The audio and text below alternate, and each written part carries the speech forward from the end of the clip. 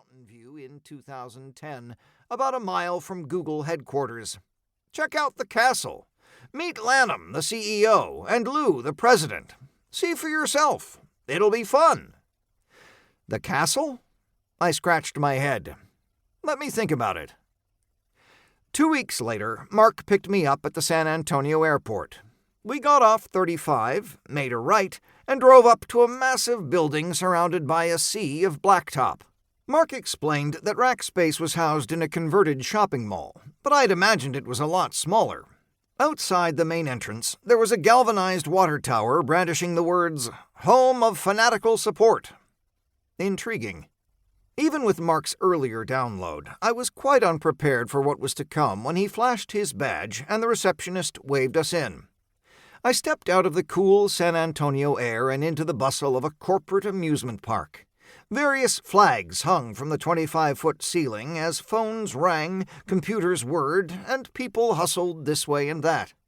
A spiral slide connected the second floor to the ground floor. The people in front of me looked to be hard at work, and yet their smiles and laughter and sense of spirited collaboration made it clear that everybody was having a hell of a lot of fun.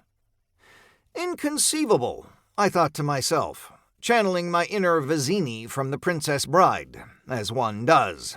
I knew right then and there I'd be moving to Texas. That is, if they'd have me. A vibration in my pocket jolted me back to Tacoma. It was Gigi, Rackspace's VP of Engineering. "Everything okay?" I asked. "Not really. Mark is out," she said, her voice uncharacteristically shaky. "What do you mean he's out?" "They announced it this morning. They replaced our Mark. Can you friggin' believe it?" She interrupted me before I had time to fumble out a response. "Can you come back? We need you here, now." "Shit," I said, not entirely under my breath. My heart sank. I probably should have seen this coming. 6 months earlier, when Lou, the president and Mark's boss, stepped down, I wondered how long the Rackspace ride would last. Then, a few short months after that, our beloved CEO Lanham, the living embodiment of Rackspace culture, was unceremoniously ousted by the board of directors. It stunk, but leadership changes like this happen sometimes when an organization changes strategic direction or top priorities. One half of my bagel slid off the conveyor belt in all its mostly toasted glory, taking me back to the matter at hand. "What good will it do?" I asked. A newfound clarity presented itself in Gigi's voice. "I don't know exactly.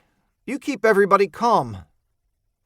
It was an interesting observation, if not a touch ironic. Funny how consuming copious amounts of espresso can help one keep other people calm. Let me see when I can get a flight.